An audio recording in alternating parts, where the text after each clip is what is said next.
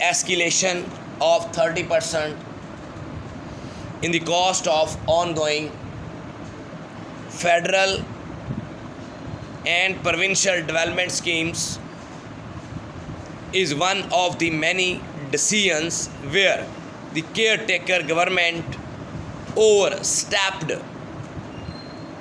its authority. Full stop. It is unclear as to what factors led the administration to make a hasty decision with significant financial implications for the budget on the eve of national elections.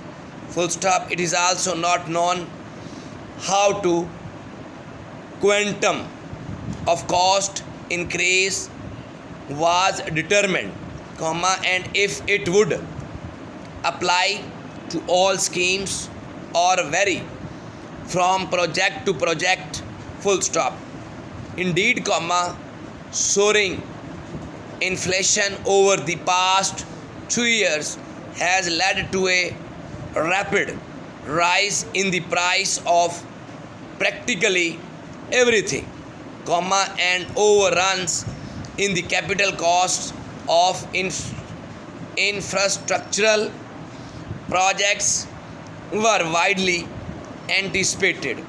Full stop. However, the apparent lack of a clear mechanism or formula to make such assessments separately for individual schemes, as well as the absence of transparency in the process, raises suspicious regarding the intentions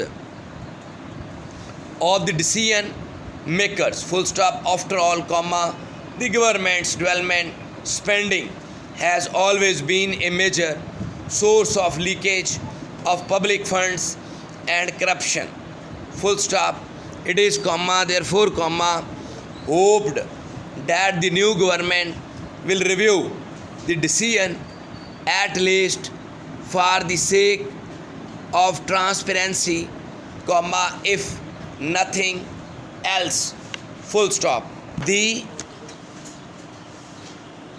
development has created a massive backlog of incomplete infrastructure schemes both at the federal and provincial level over the past several decades, resulting in time and cost overruns. Full stop. An IMF report reveals that the federal development portfolio added 244 new projects worth 2 trillion in financial year 2023 to backlog of 909 projects costing 10 trillion. Full stop. This contrasts sharply with the budgeted allocation of just 727 billion for all the schemes. Full stop. That means, according to the IMF, each project will take more than 40 years to complete, and that project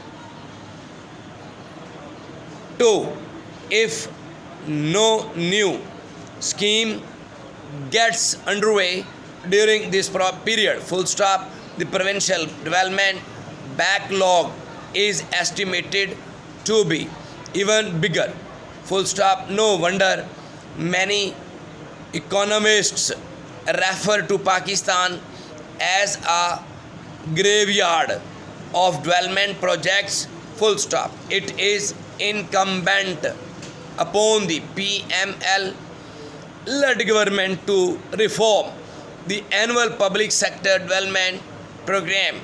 Full stop. To reform the annual public sector development program.